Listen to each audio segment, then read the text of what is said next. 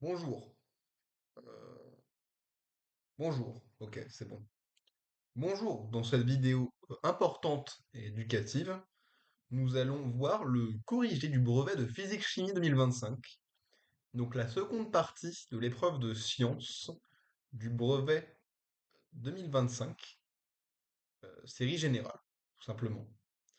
Donc ici, il y a un super diaporama qui va être notre support aujourd'hui. Donc, on commence tout de suite par un exercice qui va prendre comme contexte euh, Thomas Pesquet et l'ISS, qui restera un petit peu le thème hein, de ce brevet, bien sûr. Donc, le 23 avril 2021, le spationaute français Thomas Pesquet a décollé pour sa deuxième mission à bord de l'ISS, la Station spatiale internationale. Et oui, très important à savoir ça. Lors de cette mission nommée Mission Alpha, il était chargé de mener de nombreuses expériences. Toute expérience qui s'envole pour l'ISS est impactée à l'aide de mousses protectrices. Les expériences Routable Foam and Edible Foam proposent l'utilisation expérimentale de matériaux de protection réutilisables, biodégradables ou comestibles, miam, pour remplacer les traditionnelles mousses pétrosourcées, je sais lire, inutiles une fois à bord de la station, pétrosourcées étant issues de la chimie du pétrole. C'est bien le pétrole. Donc, question 1. Citez deux avantages des matériaux innovants présentés. Hmm, Eh oui, donc, question assez simple, tout de suite, la réponse. En effet, ils sont biodégradables ou comestibles, voire sont réutilisables. Réutilisables, c'est ce qui est écrit sur ma diaporama. Et donc, c'est le bon mot. Donc, voici une illustration pour me montrer qu'ils sont comestibles et délicieux. Et bien sûr l'importance de la biodégradabilité et de l'écologie dans ces missions spatiales, bien sûr. Parce qu'il n'y a pas de planète 2. Et oui, ça donne à réfléchir tout ça. Donc, le recyclage de l'eau dans l'ISS. À bord de l'ISS, un système récupère les eaux usées, transpiration, respiration et urine des astronautes, et les purifie. Une partie de l'eau purifiée est électrolysée. Le passage d'un courant électrique dans l'eau aboutit à la formation de dihydrogène gazeux et de dioxygène gazeux. C'est fou ça, hein. Le dioxygène est alors injecté dans la station pour en renouveler l'air. De l'air à l'infini.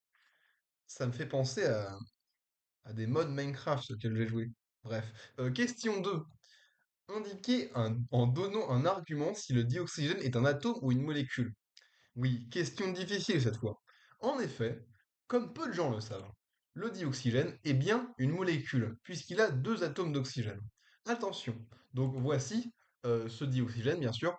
Moyen mnémotechnique, c'est que le dioxygène ressemble au cul de Kruzblug, comme on peut le voir juste ici.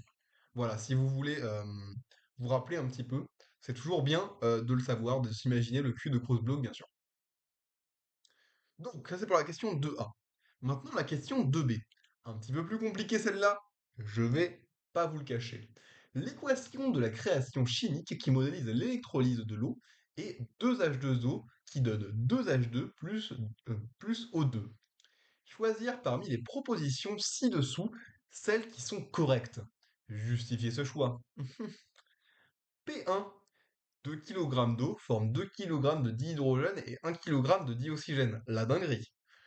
2 kg d'eau forme 0,2 kg de dihydrogène et 1,78 kg de dioxygène. Hmm, peut-être. 2 kg de dihydrogène et 1 kg de dioxygène forment 2 kg d'eau. Eh bien, si vous avez regardé, bien sûr, ou lu Full Metal Alchemist, vous savez que la deuxième réponse est évidemment la bonne. Celle qui est correcte est la proposition 2. La proposition 3 est incorrecte, car c'est à partir de l'eau que l'on forme du dioxygène et du dihydrogène. La proposition 1 est fausse, car d'après les coefficients stoichiométriques, on doit former deux fois plus de dihydrogène H2 que de dioxygène O2. Mais ici, le raisonnement se fait en masse, donc on doit vérifier la conservation de la masse. Seule la proposition 2 est valable ainsi. C'est fou ça, hein. Je ne l'aurais pas deviné. Donc, les matériaux dans l'ISS. L'aluminium est un matériau utilisé dans la fabrication des parois des différents modules de l'ISS, du fait de ses propriétés intéressantes comme par exemple sa masse volumique ou sa capacité à envelopper des aliments. Masse volumique des différents matériaux. Matériaux, acier, aluminium, titane.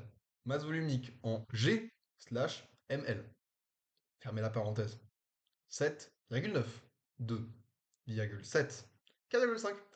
Pour vérifier la valeur de la masse volumique de l'aluminium, on réalise l'expérience schématisée ci-dessous en utilisant un cylindre d'aluminium. Donc le cylindre d'aluminium, il est là, comme la flèche l'indique, et ça c'est une balance, même si je trouve que ça ressemble plus à un rectangle. Et ça c'est une éprouvette graduée. Question 3. Question 3 très très très dubitative. Classer dans l'ordre les 5 étapes de la démarche expérimentale à suivre pour vérifier la valeur de la masse volumique du cylindre d'aluminium. A. Plonger délicatement le cylindre d'aluminium dans les 50 millilitres d'eau contenue dans l'éprouvette graduée. Mhm. Mesurer la masse M du cylindre d'aluminium à l'aide d'une balance. C. Mesurer le volume V2 de l'ensemble cylindre de l'eau. D. Calculer le volume du solide en soustrayant de V1 à V2. Remplir. Réponse E, pardon. Remplir l'éprouvette graduée avec un volume d'eau V1 égale 50 millilitres. Eh bien, la réponse E va s'afficher sous vos yeux. Les étapes dans l'ordre sont B, E, A, C et D, bien sûr. Je vous laisserai, bien sûr, reprendre l'extrait de ma voix, puis le rééditer dans l'ordre pour avoir la réponse, parce que j'ai la flemme de tout redire. Voilà. Hein. Allez bien, niquez vos mères. Question 3. Encore, il y en a... Pardon, excusez-moi, ma voix est partie un petit peu... Bref. Question 3. Encore, il y en a... Oula. Question 3. Encore, il y en a plusieurs en fait. C'est parce que les diapos sont... Merde, ça dépasse. Bah, il y en a plusieurs. Et en utilisant les mesures de l'expérience précédente, vérifiez que la masse volumique ρ du cylindre est bien celle de l'aluminium. Détaillez les calculs effectués. Mhm.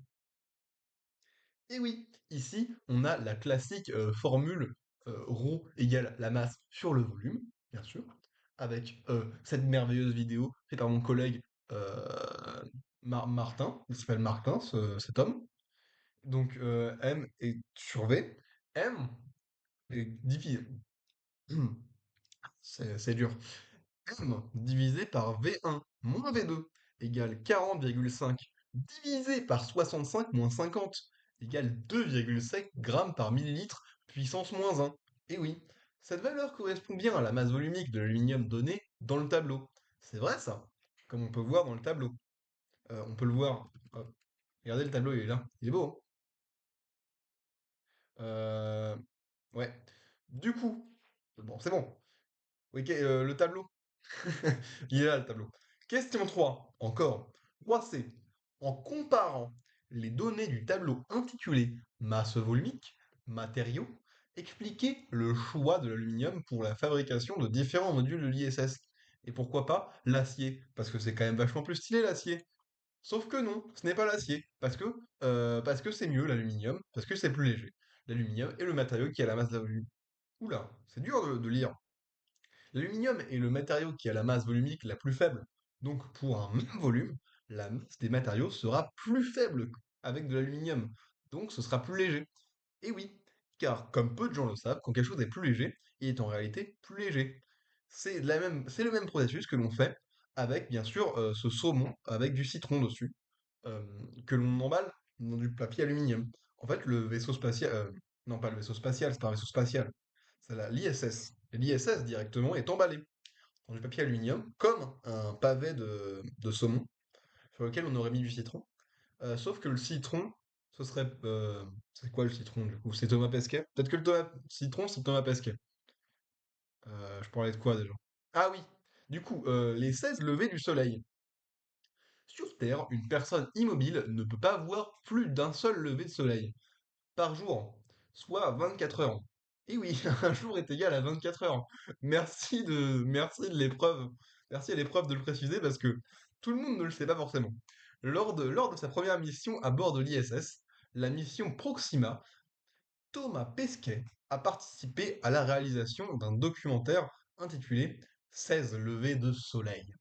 L'ISS parcourt environ 42 000 millions 700 000 milliards de kilomètres pour effectuer le tour complet de la Terre à une vitesse dont la valeur est constante à égale de 28 000 1000 milliards de kilomètres heure. C'est rapide. Question 4. 4A. Dans la liste ci-dessous, choisir deux adjectifs et rédiger une phrase pour caractériser le mouvement de l'ISS autour de la Terre. Justifier l'emploi de ces deux adjectifs. Et évidemment, les réponses, c'est accélérer, ralenti. Et non, c'était une boutade. En réalité, la réponse est le mouvement de la station ISS autour de la Terre est un mouvement circulaire uniforme, car sa trajectoire est circulaire et uniforme. Et oui, regardez, il y a Mista là, il est beau, hein. Question 4. 4B. Expliquer grâce à un raisonnement et des calculs mathématiciens complexes et poussés de mathématiques la signification du titre du documentaire avec Thomas Pesquet mathématiquement. 16 lever de soleil. Détailler les calculs réalisés. Toute démarche, même partielle, sera prise en compte. Là, c'est vraiment la question compliquée, sur lequel tous les collégiens se triturent les méninges, en ce moment, même. Mais je suis là pour vous l'expliquer. Enfin, pour vous l'expliquer, pour lire un PDF. Bref, nous allons calculer la durée que met la station ISS pour faire un tour complet autour de la Terre et la comparer à la durée de rotation de la Terre sur elle-même, qui est de T égale 24 heures environ. Delta T égale D sur V égale 42 700 sur 28 000 milliards égale 1,5 heures. J'aurais dit moins, mais peut-être que 28 000 milliards, c'est beaucoup. La station ISS met 1,5 heures pour faire un tour complet. C'est bas de long. Calculons le nombre de tours en 24 heures. Je dirais 16. Ah mais oui, c'est 16. Parce que c'est le titre du documentaire. M égale T sur delta T égale 24 divisé par 1,5 égale 16. Donc Thomas Pesquet, ce bon vieux citron, hein, faut suivre, dans la station ISS, fait 16 fois le tour de la Terre en une période de révolution. Donc il observera bien 16 levées de soleil. Et c'est beaucoup, parce que moi, j'ai jamais vu 16 levées de soleil d'un coup. Alors, moins en une journée. Par- euh, mais ouais, merci d'avoir regardé la vidéo. Et puis, mon marin, je t'aime beaucoup.